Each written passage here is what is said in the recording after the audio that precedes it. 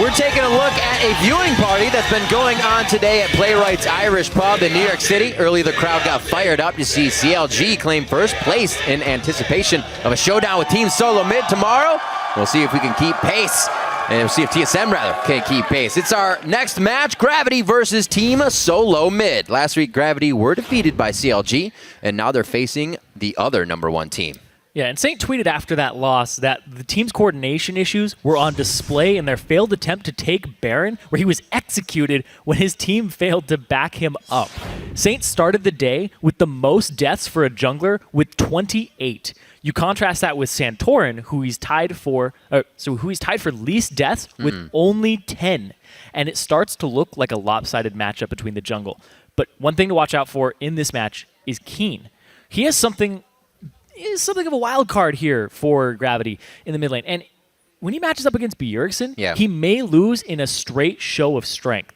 But, I mean, who hasn't versus Bjergsen? This is true. If Keen could bring something new and throw Bjergsen off his game, it could give Gravity an advantage. Because when I've talked to them, they say, they call him Keen the Machine. Because he's always sitting there grinding something in solo queue. Something random. Random, right? He's like, I'm going to throw this at you, and hopefully it's a counter pick. And then he plays everything into almost everything else. And then he's like, okay, Urgot works well here. Hecarim works against melees, things like that. And he's one of the only people who knows those matchups. He's one of those guys that just ruins solo queue for everyone else. Bjergsen, however, has been playing at the top of his game, if you've been watching, and making a case to reclaim his MVP title after he took down Xiao, the defending MVP from the summer split in straight 1v1s. Yeah, Bjergsen's been looking really good this season. He started the day with the highest kill participation, the second most kills in the league, and the highest KDA. It's the only time that a person has had the highest KDA and kill participation in the first 6 games. He's playing both safe and aggressive at the same time. And the rest of the team are all on the same page. But like we said with CLG, this is a trap game. And they can't get caught looking to CLG tomorrow at the risk of getting surprised today.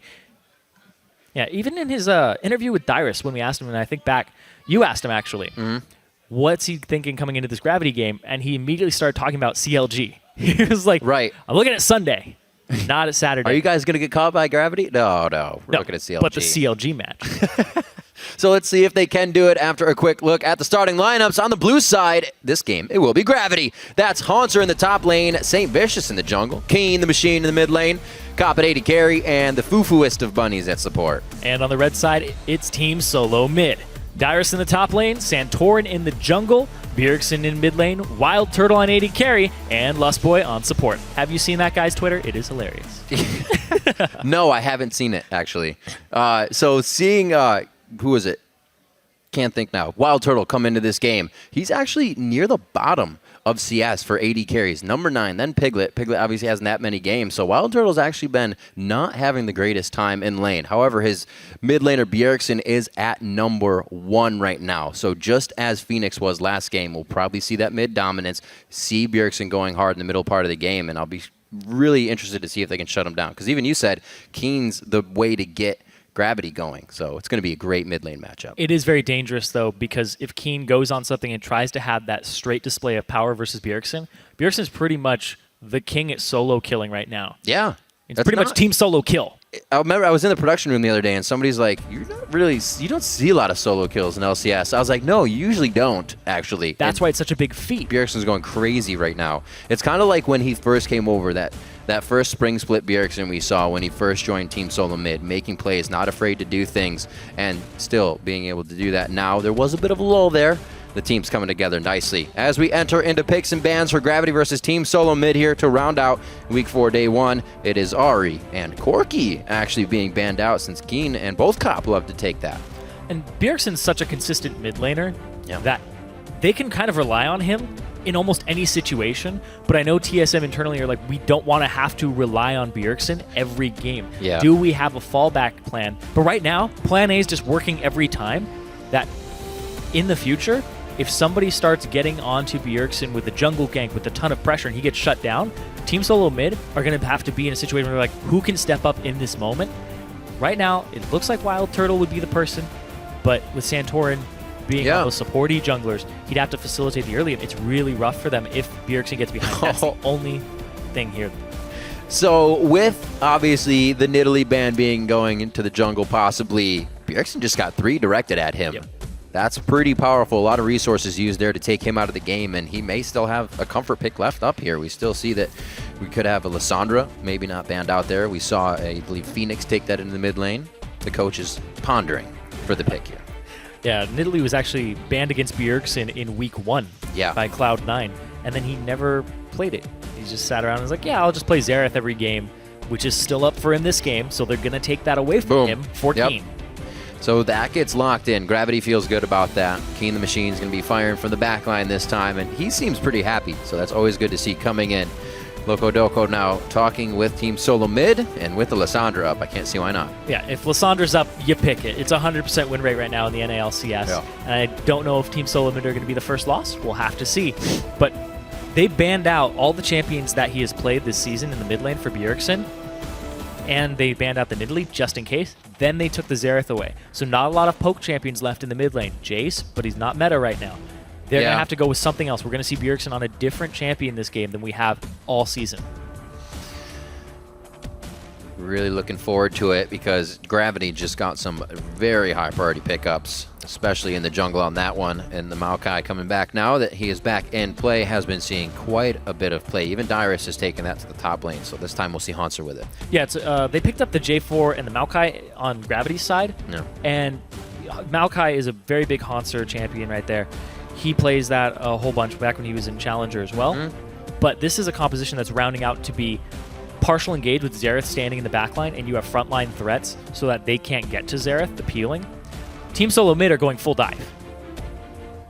You're going to be able to reach this Xerath if you have 3 people being sent at them, and you only have 2 peelers. More.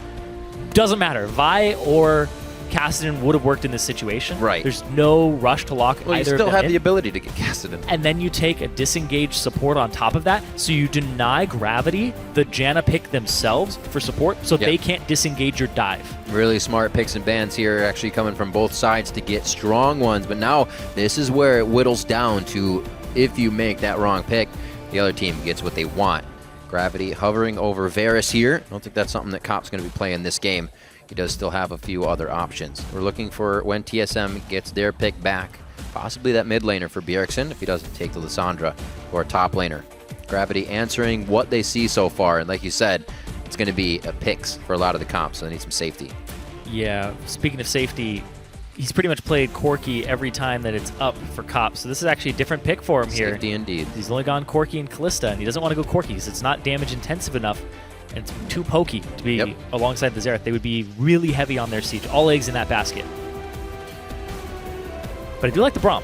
The Braum's good. I do like the Braum here. He could have gone with the Thresh, the Bunny Fufu style champion. Yeah. But the Braum lock-in is really good. It's going to give them a lot of lane pressure here, on top of having the extra damage reduction and the shield. Would really like to see the Orianna. That was almost locked in. As it was hovered, it could be the Twisted Fate here. It'd be interesting if he can get the dodges in necessary. That would be big harass that he could get onto Keen in the mid lane. Yeah, they hovered a Kassadin previously for the dive, but these are a dime a dozen, and Assassin mid laner just got his hands together. He's like, oh, I'm ready. Warming up those hands. Warming up those fingers so you can just be like, all over the keyboard, and that's how you play Zed. Sure. Just with your face? Yep. Get all those keys into one. He'd be warming his face up. We've seen Bjergsen actually take Zed when it was left open, when it was at Worlds, and it was almost a trick. He kind of led himself astray into some bad situations. I don't think that's obviously going to happen here. He feels very comfortable at his play so far, and plays will probably be made on this Zed as Bjergsen rounds out the composition now for Team SoloMid.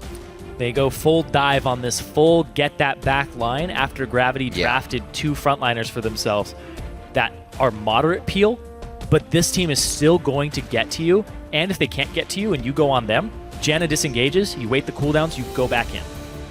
This team has a lot going for them. They just have to avoid getting poked out by Keen and letting Gravity have the position on sieges. This team still actually doesn't suffer from what Team 8 had, where they don't have wave clear. Wave clear. Lissandra, they have great wave clear there. Ricochet from Sivir, a lot of ranged wave clear here so they don't fall into that pitfall. Well, we may see the lane swap coming into this game. Knowing that Turtle has low CS, Lustboy loves to be able to roam as much as possible once he gets that Janna, so it's definitely a possibility there.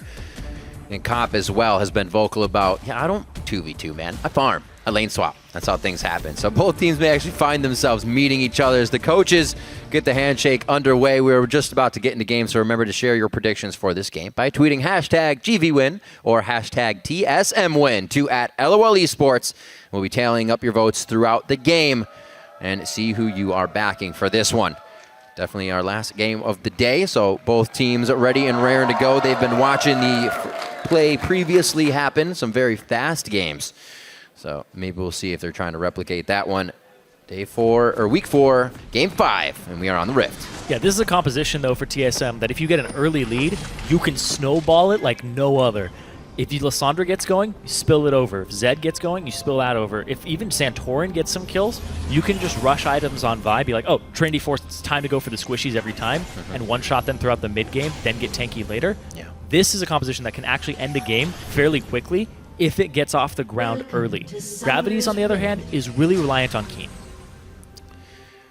And Santorin himself, he's found a kindred spirit in fellow Dane Bjergsen, and he says their shared background has helped him slide right into the team.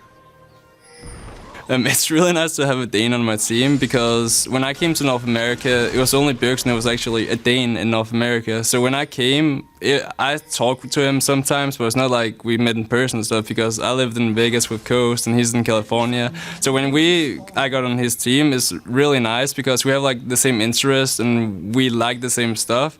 And it just feels like he's like a brother to me. So it's really nice. Like the same stuff. Yep. League of Legends. Yeah. Pretty sure everybody like that. But I like that they have their backs, and the Great Dane combo here has set themselves up for a dive buddy system. They can go in, they have each other's backs in this game, even if their backs are going to be against the front line of Gravity. They're on the back line. They will definitely be diving in as Bash Bros. It's always good to see compositions come out like this. You're definitely guaranteed action as you get into that level 6 portion of the game. Here we see Gravity playing it pretty simple and easy, but they're going to try to get a little something extra out of this. Bjergsen's... Oh, this is actually really good. If he starts messing with this level 1, it's pretty big, but he's not going to. Oh, I see what you're saying, right? Yeah, if you can mess stopped with that level 1 pretty easily. If you just walk up, Zed has an execute on it, extra damage. But they're actually going to take this whole side of the jungle. They lane swap it for Gravity.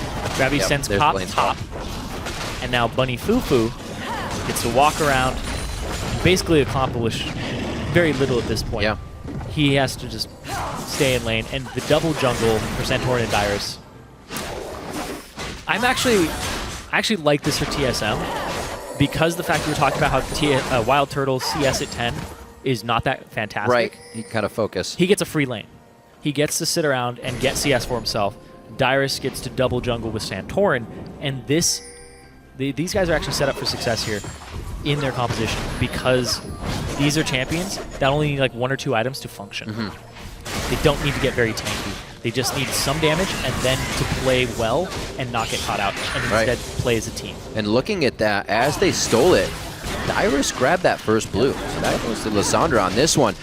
This obviously clears the jungle so much faster. He can just shoot Qs out all the time. These guys are through camps like nothing. Yeah, Santorin doesn't even have to use that much mana in his first clear because of the denting blows that he gets to do whatever he wants to walk through. Dyrus with the blue, though, is going to help him clearing waves and last hitting up top when he TPs up there. Or if they go for a dive on Hanser, we'll have to see.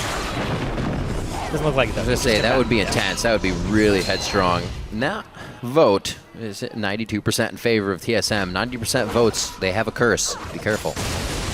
See good pressure from Keen here in the mid lane.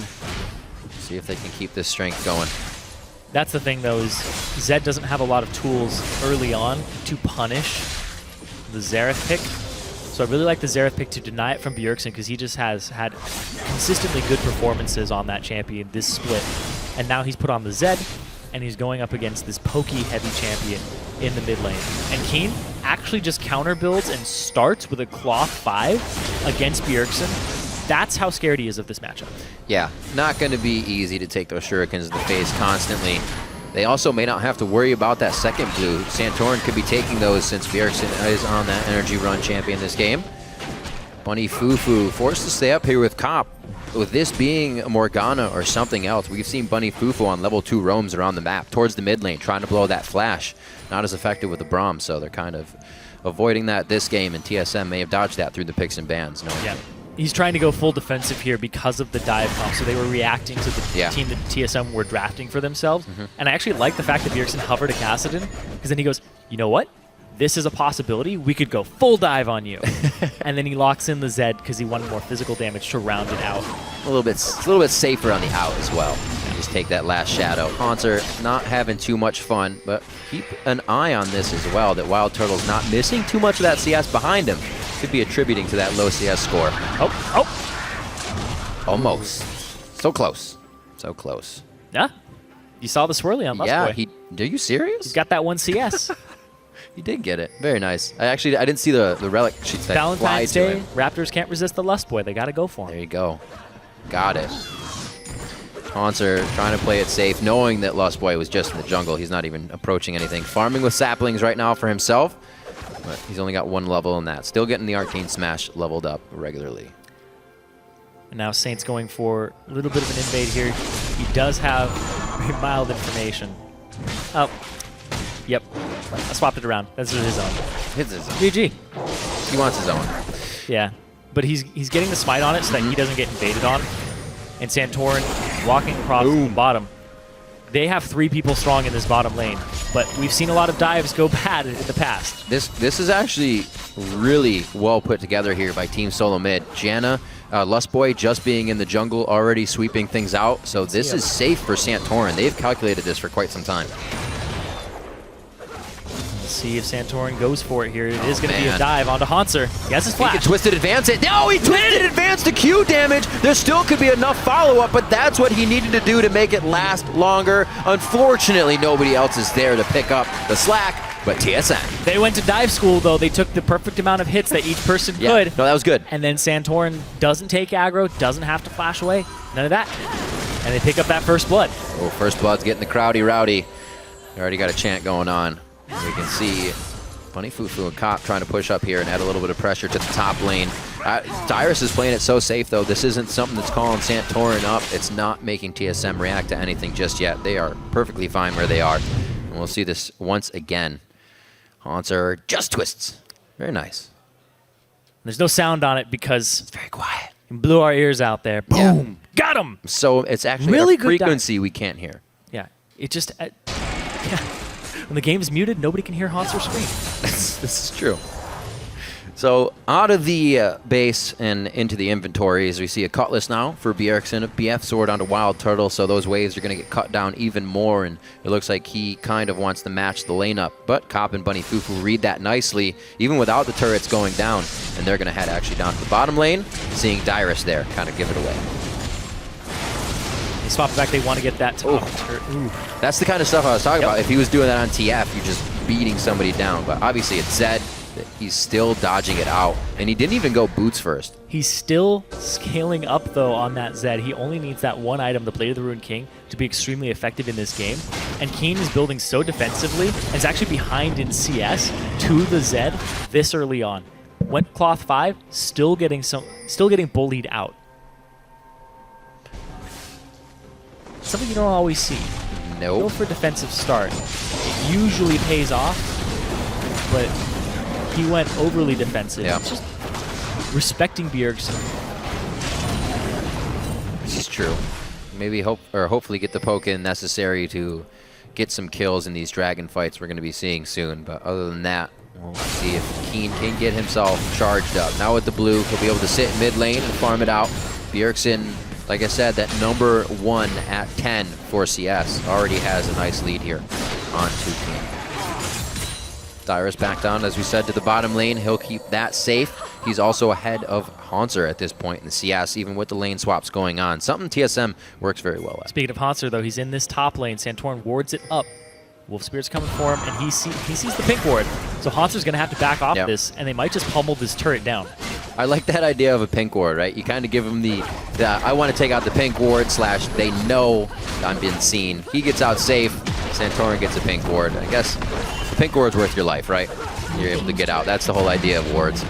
Turret goes down in the top lane as TSM starts to grab even more control And Keen not really following up that damage as he was on cooldown, unfortunately. Couldn't throw anything out there, but he's getting some damage on Bjergsen. Bjergsen does have the Bilge Water and potions. He's going to back. Ooh, get himself Brutalizer, but here, look at this. Whoa, Haunter a little too close for his own good. Gets the Twisted Advance again. Beautiful job, that mindset to get back under the turret to deliver more damage to his opponents. He has the Storm Shield. He'll be safe, and these turret dives look so nice. Lustboy just out of range, and he has to go for another shot. TSM making some great moves around the map, and they pull Keen out of the mid lane for this too. Lustboy, you can't see him, and you can't touch him either. Nope. So far, just right off the range of that. Look at this. Keen is trying to work this map, and it's just not working out in his favor, and he just gave Bjergsen pressure to shove this in and go wherever he likes now. Can't blame him. He's definitely got to try to make some moves for the team. We've already seen Haunter now go down twice, so he's not going to be the tank they need him to be at the right time. He may get there eventually, but TSM may have too big of a hold on this game already by that point. And when I talked about this in the early game, and I talked about how Bjergsen is usually the carry of TSM, and that's their plan A, is get Bjergsen fed, it's not this game. This game, it's pick on Haunter, and Wild Turtle is actually coming up pretty big in this early game. So they're going with a slightly different strategy instead of focusing the mid lane, because it's really hard to get to King Xerath. He has the barrier, he has the flash. It would take a lot of effort to get a kill on him early, so they're just going to let Bjergsen scale, and they're going to upset this side lane and that top lane so that he's not tanky, and if he peels, he's still squishy for the TSM squad that's going to triple dive you. Well, still looking at what TSM can do on this one. The focus top lane, well, not looking at what TSM can do, look what they did do with that focus top lane. Gravity took Dragon, so they did get first stack on that with the kills in that top. Something that TSM will have to focus on. They did let 3 Dragons go to the wayside in game 1 of the split versus C9s. We know they're not exactly that afraid to let these happen. And be behind Lustboy out of position. Yeah, that's the one time that warding gets scary, is when you're alone. Even when, like last game, we saw 2 people go for warding. It's still scary. It's still a little scary. You don't have vision there, and you just saw people in the vicinity. Wild Turtle, what are you doing? No! This even gets scarier here. Looks like they're trying to deliver a little more. That's the ultimate. The teleport's going to be coming in, however, from Dyrus here. That's a full lockup on the team, but he may have gotten himself into I think I can situation, and he may be thinking differently at this point. Claws himself out of that one, but he goes for the flash! The concussive hit! Cobb to finish! Oh, he gets the Storm Shield as well as the shield from the inner turret. Unfortunate series of events for Gravity, and TSM get out with the skin of their teeth. Lustboy flashed for that too. Yeah. He flashed into range to make sure that he could get the Storm Shield on. Whew. That's a bromant right there. It's a definite bromant from Lustboy. Great save onto his player. And it looks like TSM, with all of that, everything resource focused from Gravity in the bottom lane, they know Gravity has backed, and TSM gets a little bit of pressure onto mid. Haunter now joining with the team, so good movement by Gravity to actually see that was happening. I did not think they were going to make it there in time. Yeah, you get one pick on Wild Turtle, and then you get the stragglers. People were just too far. You get the pick on Lustboy, then you get Wild Turtle. Just everybody kind of trickling into that. Haunter with the TP wasn't necessary, but it does reward them with the turret, which closes this gold gap a little bit. TSM keep doing the style where they're like, okay, we're good with giving up early dragons to you because we're going to go get a turret. And that gives them a lot more gold, gives them what they need to snowball. And dragons, like we keep saying this all the time, dragons are not that important unless it's the last dragon. Really, just they cannot be. So they surely can't be that important or that high on people's priority lists that you sacrifice a turret for it. That's true. So much pressure. It's true. It's pressure, the vision that you move into, and we actually saw teams today already taking huge control of that. Liquid to be one of them. TSM now taking a little bit more control of the map as well themselves. Wild Turtle, he has the vision easily to be down here in the bottom lane. Looks like he's going to be able to stay safe. Vision allows him to be in that bottom lane because he knows that nobody is coming for him, and he's safe. Hopefully he doesn't do what he just did a second ago and can walk straight up. So true. So seeing Cop get with the team again is good. I actually, when that just happened, he went to a solo lane. I was going to say, we know Cop for kind of going to the solo lanes for farming, but at 2-0, that's something the team needs now in the fights. Yeah, as soon as he picks up that Infinity Edge, he wants to stay for a little more CS in this mid lane so he can hit that spike and then they can push together because he's going to hit that before Wild Turtle. definitely be able to output the damage as well with the buckshot and collateral damage from the front end burst. 1 minute and 20 on the Dragon, and that's when we may see it. Like we've been saying, that's kind of putting a timer on this early game of when teams really want to engage. They want to make sure they're up and they have the majority of their skills for Dragon. Yeah, and speaking of majority of skills, Wild Turtle has more levels than Cop by 2 at this point. Wow. They are putting so much into him. The 2 kills are on him, or sorry, the 1 kill is on him, the assist as well. Yeah. And he's just been solo lane farming for a while. Lustboy is just roaming around giving shields. Turtle's actually relatively close to that level 11, and if he keeps farming, he might be able to hit it right before this Dragon. Be a nice burst. Unfortunately, it's not a ton of damage to the ultimate, or any, I should say. Just adding more utility. Yeah. But the team, with the way they can jump, they can move and disengage and engage the fight, it would be huge. Keen will have a hard time hitting shots, everything pretty much from the side of shots on It's even Gravity. scarier when people don't have Boots 2 completed on a majority of the enemy team. Good call. You chase them down so quickly. So this looks like it's going to be mid-turret here for Gravity. They get no contest from Team SoloMid because, like we said, they want to make sure they're up and ready for Dragon. That turret may have gone down in favor of Gravity, but I think this one may go in favor of Team SoloMid. Lustboy may try to get the Monsoon peel in. Actually, he just runs around on this one. They're playing a little bit of a mini game. Who can they kill first and then focus next? It's going to be Bunny Fufu. That's him going down. A double kill for Wild Turtle. He hits 500 career kills on the game, and that's going to be a double kill as well for Cop. TSM move in and trade 3 for 2, actually. Bjergsen on the flank, and they immediately pushed them into somebody you don't want to be up against. Basically, you're between a Rock and a Bjergsen. Yeah. And you don't want to be between either. No, you don't. Wild Turtle slicing his way into the record books with that one nicely. 500 kills, so he's got to be feeling good. 5-4 on this game so far, so a little bit closer in the kill scheme of things. That means Gravity could start getting a few more of what they need, a little bit of what they need in these fights, rather, as we're approaching 20 minutes. Dragon's still alive, which, I'm surprised the fight wasn't really for Dragon. It was Gravity kind of moving their way down to Dragon. They immediately blow up St. Vicious, adding another death to his death toll. But then look at this, Bjergsen onto Bunny Fufu. Ooh. Doesn't even care that it's a Braum, and then immediately goes in onto Cop, and then he gets out. Very slick play there on the Zed. But I like the fact that he was in position to execute that move before they started the fight. He positioned himself in a way that they could actually take that fight in the manner that they did and capitalize on the positioning of Gravity. Because where do you put your backline when you're being flanked by a Zed? You put them right in the middle, it's still much easier to get to.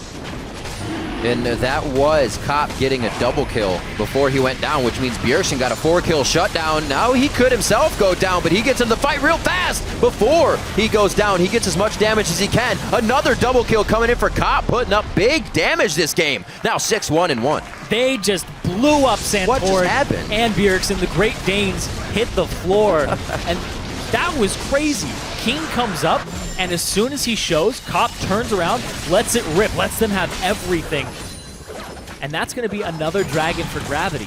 Wow. A very quick turn of events there. Seeing this game go in mostly the favor of Team SoloMid. That pressure back off the fight. Gravity, and they're just coming out of base, right? Gravity came out of base, and they went straight for Dragon with no regard. Yeah, but watch this right here. Cop just turns around, throws everything into them, and it hits Dyrus and Bjergsen, and then they turn on to Santorin. You see Lustboy and Wild Turtle like, we want none of this. Nope. No thank you. Keen at the right place at the right time to back up his team, and TSM took a fight instead of taking Dragon. Yeah.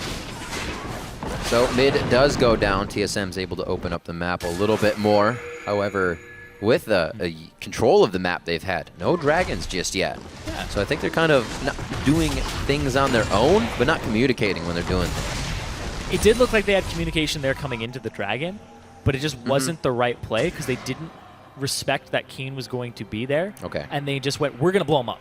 We're just going to blow this guy up. And then Dyrus was on top of it too. This is a relatively squishy team, right? This team relies on a Zonia on Dyrus in the late game, and Santorin getting to a point where he gets defensive with his build right after his Warriors. So right now they're still relatively squishy, and Gravity's going to get very tanky. So these fights are going to be explosive for the first 3 seconds, and then it's going to become a noodle fight right after that. If TSM aren't able to rip through the front line of Gravity with base stats and gold advantage, then it's going to be very prolonged, which goes in Gravity's favor. Oh, almost. He gets through safely. St. Vicious feels like he smells something out of place, though, in this. Dyrus should be able to claw his way out. There's the ultimate. And he actually flashed. Flag and Drags get back on that one. It's going to be held from both sides. Dyrus should be going down here. So, oh, wait a minute. Oh, also missed the Winter's Bite. A flash Glacial Fissure, if I've ever seen one coming out of Buddy Foo Foo. That doesn't line up lore-wise. Just killed the ice switch with ice. But you know what? It doesn't matter. Colder ice beats cold ice. They actually see so many people are up top.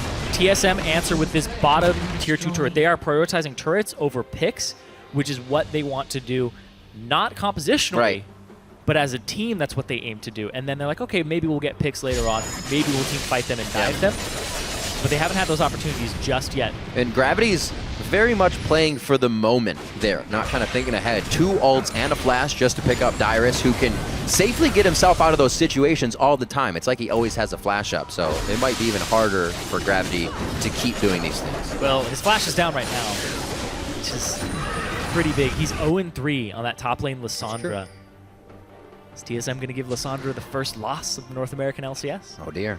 Against all odds. But Pressure. I do want to touch on St. Vicious right now. 100% kill participation for his team. He's been a big facilitator on the counter ganking and the showing up to these fights. And Cop, same story. Most of the kills are on him. He's going to be able to shred through these towers fairly early on. Yeah. It's a good point. We also said he has a bit of that front line now with the protection of Braum. Maokai getting tanky. That's Sivir's ultimate off, but they're not really connecting with what they want. They're just getting pokes onto Hanser, and they'll take it. That's what they say. TSM didn't want to go too far into that one, but if there's another straggler, they're going to take it. St. Vicious gets caught out on this one. Dyrus comes in with the claw from the left side and picks one up for himself, and they get that. They lose nothing.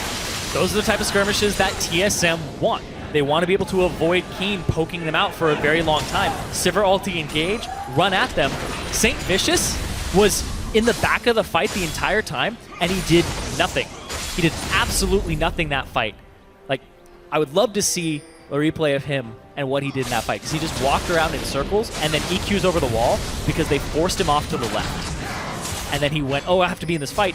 Ran back middle, and he's like, oh, wait, no, this fight's over, and he has to EQ out, and he dies. Indecisiveness. We'll see just on the side here is what you were talking about. He's up here. This is St. Vicious's damage output in this fight. So he's considering Lust. Oh. Abort. Abort.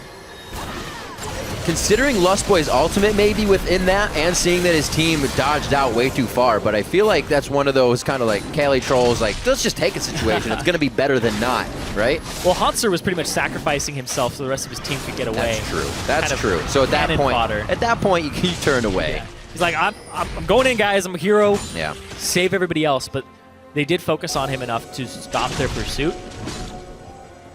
And that's about the best that Gravity could have walked away from that fight with, because of the fact that the hard engage comp was going in. Well, looking a bit at St. Vicious as well as Bunny Fufu's inventory. Double Sightstone all the way. They're going to try to keep this vision up, being a bit behind, and get themselves back into this game, because a lot of what we saw TSM doing was just kind of walking straight through the jungle, which they would have free reign to do, clearing that pink ward. There's really nothing on the side of Gravity to give them vision. TSM, a lot of their wards right now are defensive and around objectives. Yeah. And Gravity are able to reclaim kind of this territory that used to be theirs. This is good. This is good. Gravity has been pretty offensive this game in pushing up the map. They were on that tier 2.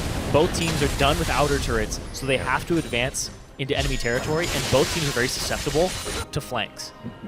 TSM's team wants to flank you, but if one of their squishies is flanked out, they just get obliterated very quickly because of the nature of playing a squishy champion. Gravity, on the other hand, they want to keep Cop safe. A lot of their gold is allocated onto him, and they want to make it so that Keen stays deathless still. Dyrus will teleport up. Looks like he may start to go towards top lane, or he may have enough money to actually get something to really provide some damage in this fight. I don't know if he'll be back in time. He tries to instantly teleport. They're going to be able to see this coming in. Oh! The dragon gets hit up. No way! Bjergsen takes the dragon. He's still in the mix, and Gravity's health bars are just getting blown apart right now. 3 are already down. TSM is having a heyday here, 24 minutes in. That's a double kill for Bjergsen, the triple kill for him, and he may come over for... No, he's not. He's just mid lane pushing. Hanser is actually going to be able to walk out of this one as TSM has good focus to start going for more objectives. They had just a huge team fight right in front of the Dragon. Bjergsen's stealing it with a Razor shirt. TSM just keep getting these steals with basic abilities. They're just like, whoop, throw Wild Turtle Rocket, fine. Go ahead, throw a Shuriken, fine. Now they get themselves a Baron, and there's no way an ability is going to steal this. When you're not there, I miss you, says Saint. Good callback. Oh, man. Yeah. The big part of this, though, is the fight on the right. Cop locked up, knocked up right into Bjergsen after that. Glacial Tomb? Yep. Frozen Tomb, I guess. Frozen Tomb, yeah. Glacial Prison to Sejuani. They're like really nice ways to say the same thing. But yeah, so throwing out the Frozen Tomb. Yeah. Then he gets Assault and Batteried. It's right onto most of the gold of Gravity. Really good target selection there by TSM. And then Cop is like, all right, I got to get out of here. Flash into Bjergsen. With Dyrus coming in so late, I thought Gravity was actually going to have a good start to that fight. Like, they had to focus on the Dragon. They did. As low as they had it, and so did Bjergsen, and hitting it for himself. I guess it kind of goes without saying, but I'll say it anyway. When you're doing a Dragon and you're trying to burst it down, you use a lot of your abilities on the Dragon and not on the enemy team. Right. And then Cop puts himself in a situation where he has to be in auto attack range of the Dragon while being flanked. So his positioning is very poor at that point. You're able to capitalize on it. They don't even get the Dragon for themselves. And we're seeing the result now of TSM winning that fight, pushing up all of their wards, taking control of both sides of the map slowly. And it's only going to be a matter of time until they're on the inhibitor. Gravity's still very much in this game. Things are looking grim, though, now as the lead grows to about 8,000 in favor of Team SoloMid. We're seeing more and more gold leads here as we get deeper and deeper into the season. Teams are figuring out what to do, when to do it, to keep a lead and not have these plateau situations we've been seeing from time to time.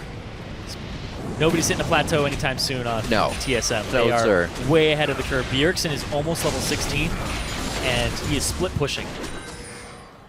80 CS up over his lane opponent. Yeah. He's found a new lane opponent. He's like, I'm 100 CS over you, Hanser. Want a new challenger.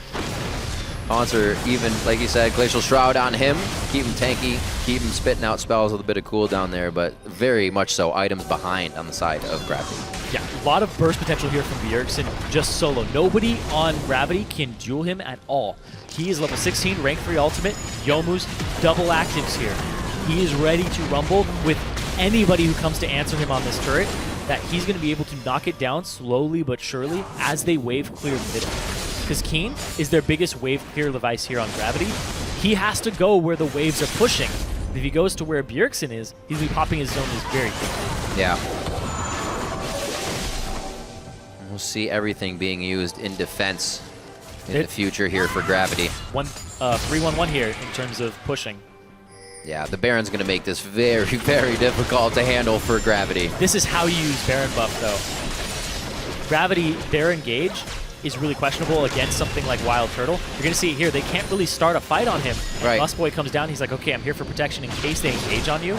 Because they don't have many engage options aside from just Hanser flashing in. But look at this. Woo! They do catch Turtle. But if they do go hard enough, they can get the kill that they need. I was just about to say, we talked a little bit about their wave clear, which is coming into play, but not all lanes have that wave clear. So it's really good that they were actually about to make a play there because they were getting pushed in hard. Yeah, Turtle goes for where the base gates are, and, right. and he just gets funneled in on by everybody from Gravity minus Hanser. You got to watch the trap door, man. You see here, hits the stun in transit. That's like a hook shot. But yeah, all the ultimates there just like boom, boom, boom, boom. And he's gone. There's a flag in his body, too. What were they like? Boom, boom, boom, boom. Claim the Sivir in the name of St. Vicious. I like that. Minute 30 on to Dragon. Wild Turtle gets claimed there, but he will be back up. Looks like he's going for a Bloodthirster as well, so they can keep these fights that, like you said, may go long if they have to kite it out, and then it would be in favor of Gravity. They are pushing up, which is nice. They've actually gotten mid, past river. Top is almost in the same position, which gives a little bit of breathing room here for them to set their wards back up. They have done so as well. It's good to see teams not forgetting the small things, because it can just turn to shambles when you do. Yeah, they need the ward control, but getting the ward control down is still dangerous because of the pick comp from TSM. You have to respect that. So many people, even today, have been caught warding just for the information. You need so it's three. You need 3 people. Yes. Or maybe the whole team. You probably need the whole team at this point. You can go ahead and place a ward, make sure you don't get picked off by this TSM squad. I think we would make a chart for that. Be like, past 25 minutes, you're warding with 4.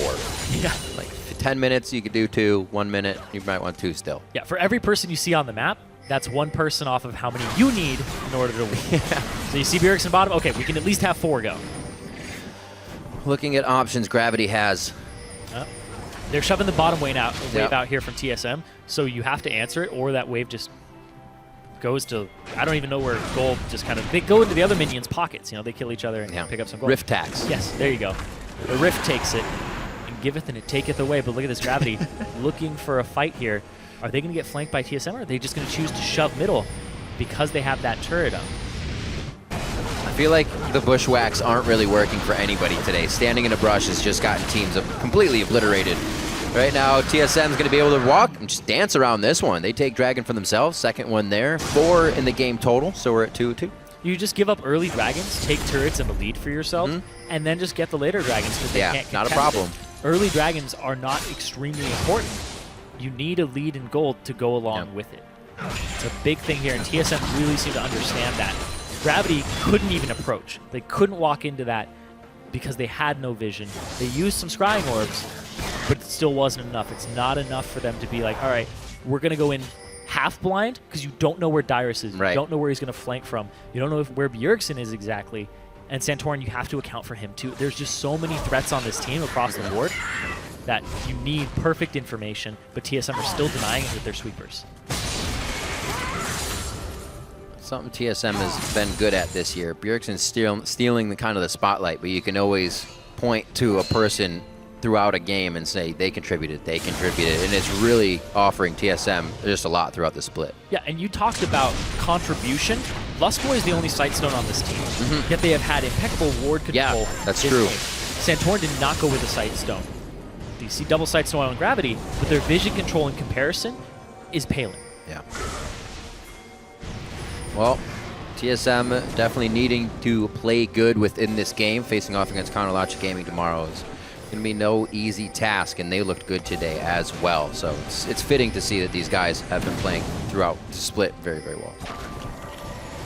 The style clash that'll happen. TSM look like they haven't treated this game as a trap game. They're going in. That's all they needed. A button right there. Dyrus was going around the outside. He throws the Zanyas on. He hasn't, I don't believe, been able to ult just yet, but he goes down, and we see he's the first. Now, St. Vicious and Keen are actually falling quite fast, and they are now out of the fight. There goes Cop. The crowd is cheering Team SoloMid on as they put the final touches on this 32-minute fight. Bunny Fufu flashes from the Vault Breaker, and it looks like they're going to be able to get themselves a turret here. The wave actually crashing in mid into another minion wave, so they're a bit slowed down.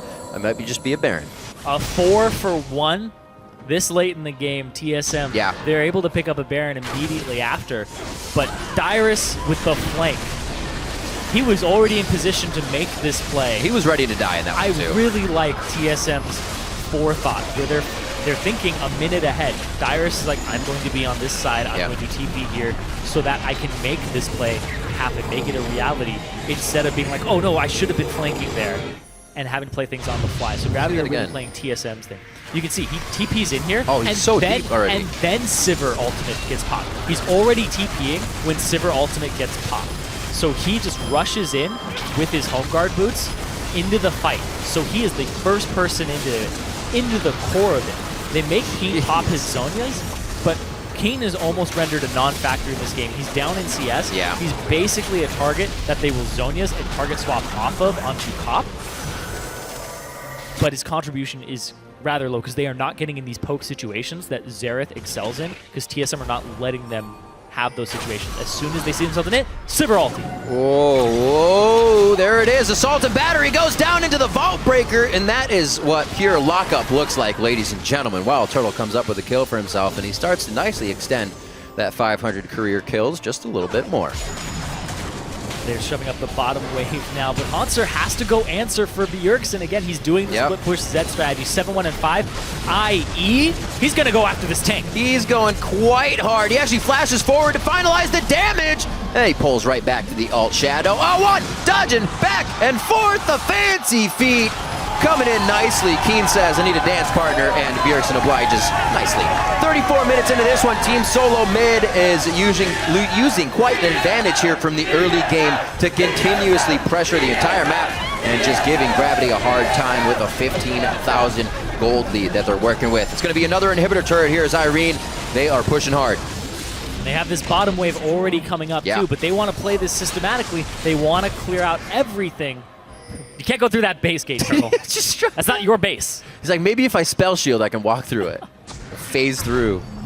Not going to happen. So Wild Turtle, today I learned, he says, I think, gets out of that one safely. He's just jealous of Dyrus going straight over. Yeah, he just kind of he's frowned if you could see his face. His team left. Looking back at the early game, we really saw something different from Team SoloMid, giving Dyrus the blue to continuously just queue the camps for Santorin. They caught Keen with his pants down here. Bunny Fufu's like, what are you doing? What are you doing? Keen's like, I'm trying to kill Bjergsen. Looking 2 screens away. Yeah. You can't see the Lissandra ulti on you on your own screen. You just see that hand come in. Yep. It's about to bring you back to the beginning of the level. Look out. Look out. 35 minutes in, Team SoloMid pushing down mid lane. Like I was saying, the early game from Santorin and Dyrus to give Dyrus the blue buff and then fly through the jungle and really take as much as they could. It was nicely played. And then they kept the tank down of Hanser right, so that he can't absorb the damage there and ever deal with Bjergsen and stall time. Really, really good drafting here by TSM and execution of their composition. Gravity, on the other hand, they kind of fell into TSM's trap. Oh, yeah. TSM Absolutely. had this plan very early on from Champions League. You could see it coming together, and Gravity fell into that. Yeah. As soon as Gravity picked up 2 tanks, they're like, all right, we're going dive. We're going to get Cop, we're going to get Keen. And they're going to avoid the point and click. Avoid the point and click just one more time. That's all that stands is this inhibitor turret before they get onto the Nexus. The Dragon is alive, so if they do want to go ahead and take something after this and not waste any time, they can go do that. Wild Turtle takes out the turret. Oh, wow, Bjergsen. Bjergsen's actually taken down just off on the side here. That's shut down from Cop, putting out big damage. He may have actually gotten... Actually, no, Bjergsen did not ult. I was going to say he Quicksilver sashed it off, but he still has the use of it. TSM may look like they still want to fight, regardless of having Bjergsen or not. Going in onto Dyrus. Hanser fights hard. Wild Turtle's going to go down on this one, and they get themselves into a pretty bad situation here. TSM may be ahead, but they're now starting to make some mistakes. Their base is taking a little bit of damage, but they're still just going to go straight for this inhibitor. Cop, really their only damage source left. Keen, he's running out of mana here. Whew. Can you get him? Nope. Dyrus is scot-free. Thought he was going to get stuck in the wall there. A lot of this is off of Bjergsen dying. He was off on the side and Saint EQ'd in, and then they just piled on top of him and picked him off. Then TSM stayed a little bit longer than they should have, and it was the engage that they paid for. 20-12 at 37 minutes. Gravity's getting some kills in these fights, but they lose so much every time it happens, and TSM's pretty much okay with that at this point. They know it's a good team fight coming in from Gravity, and there's going to be some losses as they go in. Bjergsen did not expect that, and he W'd over the wall before St. Vicious EQ'd in, and then he's like, well, I guess I have to take my shadow into the team, and then just got blown up. TSM, I'm a little scared for them because they're kind of phoning this in at this point. I mean, they can because it's 15k gold. Yeah, for sure. 15k gold lead. But plays like that will get punished so quickly if you're split pushing. And you saw it there from Gravity. They immediately punish that play and get another kill on top of it. But if you were equal in gold, if you were against a team that had been holding up with you or a team that had drafted a different composition for themselves that could handle this, you would be so punished for that. That would have been Dragon falling over to the enemy team. They would have been able to accomplish a lot more. So TSM, it's a game that they are in the lead for, but it's not as clean as it could have been. Or could be. Yeah. It's still going on. Well, Gravity is definitely putting up a fight here towards the end of the game.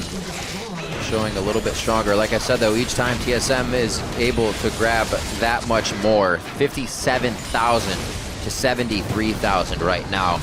That's in the inventories. That's in the hands of Team SoloMid, and we're going to see that power on the HP bars of Gravity here in just a few seconds. Keen's going to get the first taste of it. Bjergsen's going to get hit up as well. Takes his shadow back. He's getting the turret all to himself, and he tanked it just to the last second. The team cannot follow under these turrets with him, though. Wild Turtle on the outside, nicely focusing the stragglers that flash out. He goes for one, almost gets two, but Cop's healing on the fountain, and TSM is really actually struggling to put this fight together. With Wild Turtle down, they don't have too much to get onto the turrets. Santorin with one last vault breaker in. They were just reassessing the fight and how they wanted to retake it. That's the next Nexus turret. Game 5 is going to be ending quite soon here. If TSM can put the final touches onto the Nexus turret, Dyrus goes in, almost goes down.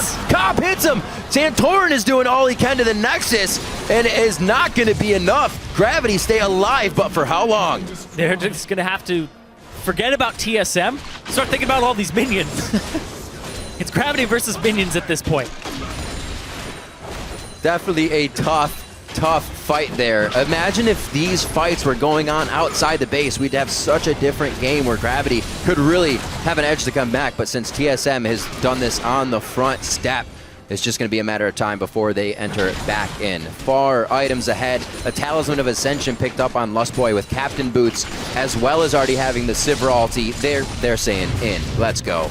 And that's what these fights look like. Let's take a look again. This is another case of trying to phone it in here. He gets the crits onto Keen, he gets the damage, then Keen Zonia's, and then Bjergsen takes a ton of damage. He almost gets dropped here, but then it just trails off the fight. There's a lot of things going on, and the communication is definitely not clear. Dyrus dives, takes a ton of damage. He does survive, but then Turtle walks up and gets destroyed by Cop, who healed himself up, and then Cop walks back in, and he's like, oh yeah, I brought some crits with me today. Walks up, pops some people later on, but it's just such a long fight that he walks around and is able to pick up another person. So TSM, during that time though, they're able to get the Baron, while Gravity are having to deal with the minions in their base. And I always love seeing Turtle at the end game, right? He'll play laning phase so safe, but then we see him as Tristana, hopping over the wall by himself. Sivir flashing towards the fountain with people. It's like there's this switch that turns on for Turtle in the late game where he's like, I disregard all danger, fight. He gets wild. Sometimes, yes, he gets First wild. he turtles, then he gets wild. It's so true. It's so true. And sometimes it pays off. Sometimes he goes down like that. But he did valiantly take one down with him. Looking to put the last inhibitor down. Once again, Team SoloMid pushing in through the top side here. And Cop doing the rest that he can to clear out the waves. It'll only be a matter of time before Team SoloMid can really get to the Nexus once more. And it hasn't even fully healed up. They had to wait for Bjergsen picking up his Ravenous Hydra. He wants to clear these waves, get to this Nexus. Nexus versus it has TSM. healed up. It's going to be the fight, Cyrene. Bjergsen gets exploded immediately. He goes down. It's 67 seconds on the clock. It's going to mean a lot can be taken from these fights. For it. Santorin has a vendetta with the Nexus right now. Turtle. He goes straight for it. Lustboy blows everybody back with a Monsoon. That's going to be the game ender. Just a few more punches, and Team SoloMid finalize the game at 42 minutes and end Week 4, Day 1 with the win. Definitely some late game mistakes from TSM. And going into their game against CLG with the stage set for sole possession of first place. That's nice. You have to look back at this. And this is one of those victories where you can go, all right, we didn't close that out as well as we could have. Could have been punished there. So TSM, it's not all roses for them right now, regardless of it being Valentine's Day. It's not all roses, but I'm sure Gravity, or rather CLG, is looking at that early game, Lissandra and Vi, to take the blue and then dip right into Gravity's jungle, steal your Raptors, steal your red, and we thought they were actually going to go for a bottom lane game, but they didn't get overzealous. They turned back to their own side and kept the lead going that they had in the beginning of the game.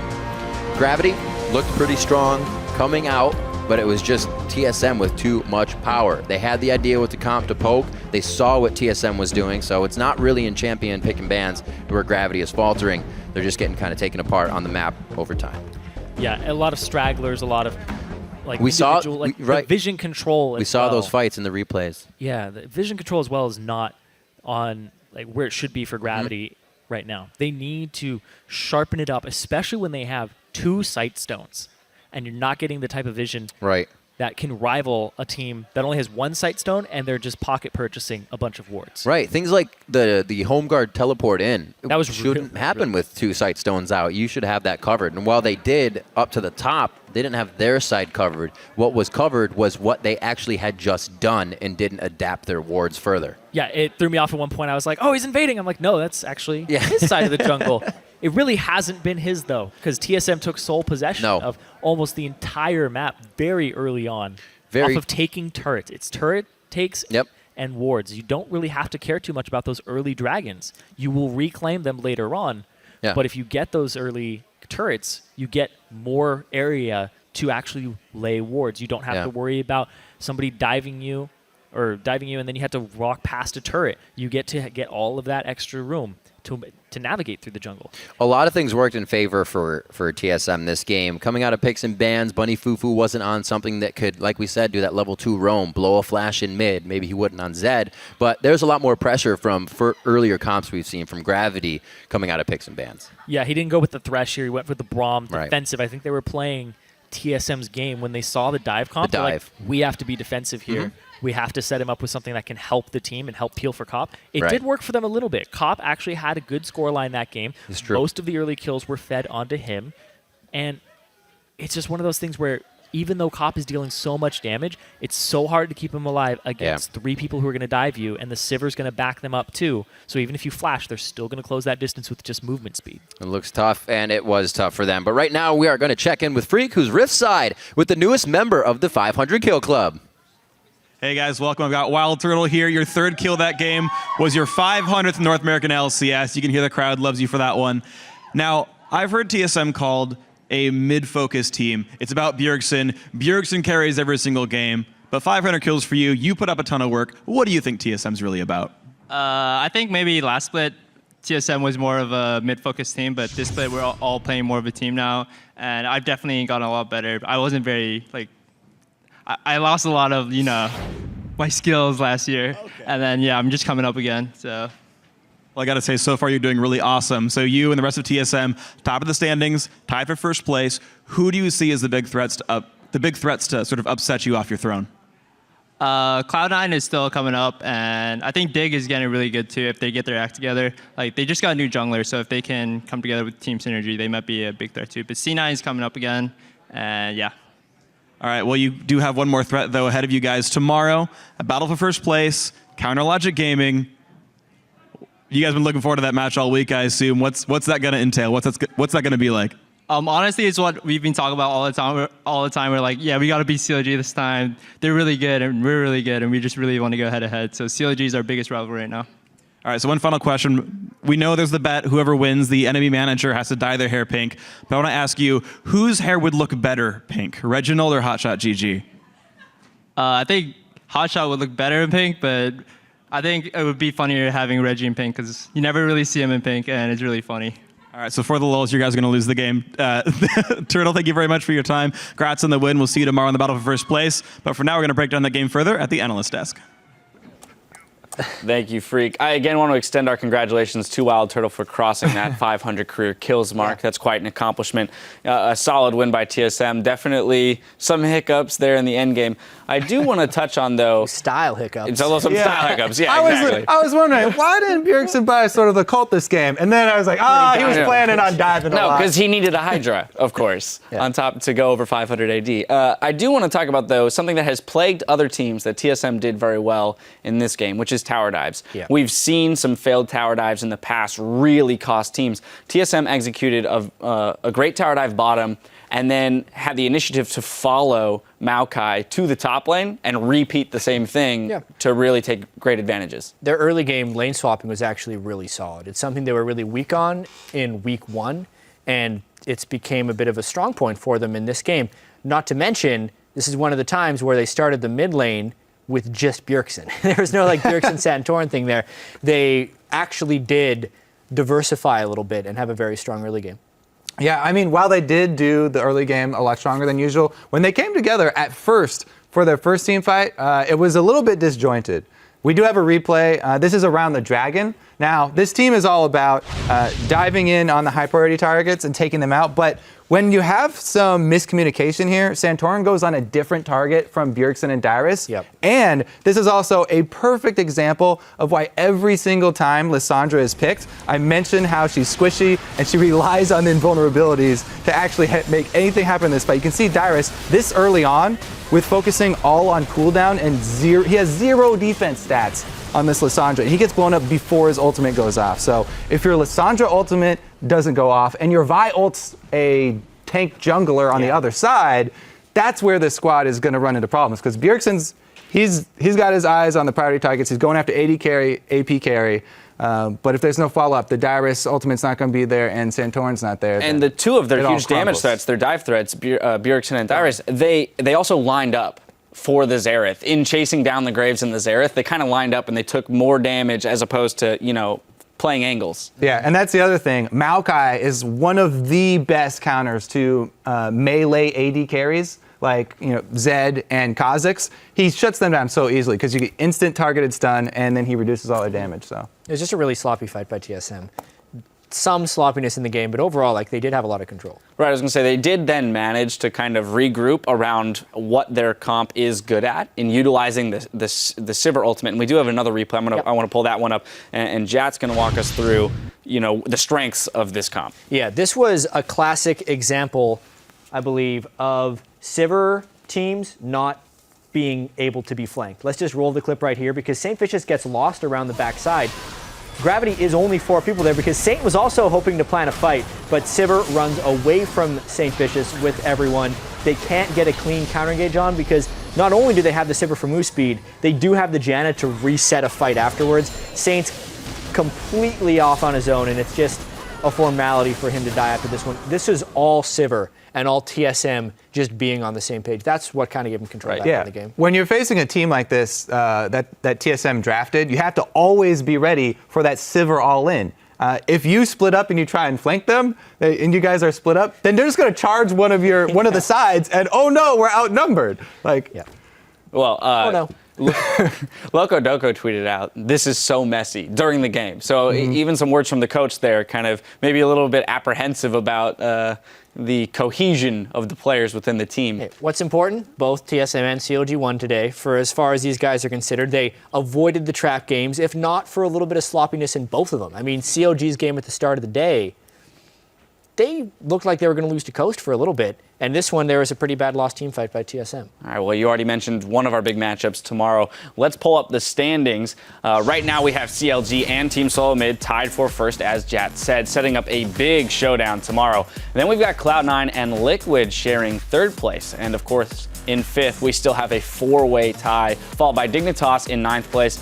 And in last, with one win, it's Coast. Looking at tomorrow's schedule, though, we will be starting off the day with Winter Fox versus Cloud9. Then Team Impulse will be taking on Team Coast. After that, it's our marquee matchup between longtime rivals Counterlogic Gaming and Team SoloMid as they battle it out for sole possession of first place. And if those stakes aren't high enough for you, remember, one of the team's owners, well, their hair is on the line. The loser's going to have to dye their hair pink. You do not want to miss it. You can catch our coverage here starting at noon Pacific, 9 p.m. Central European.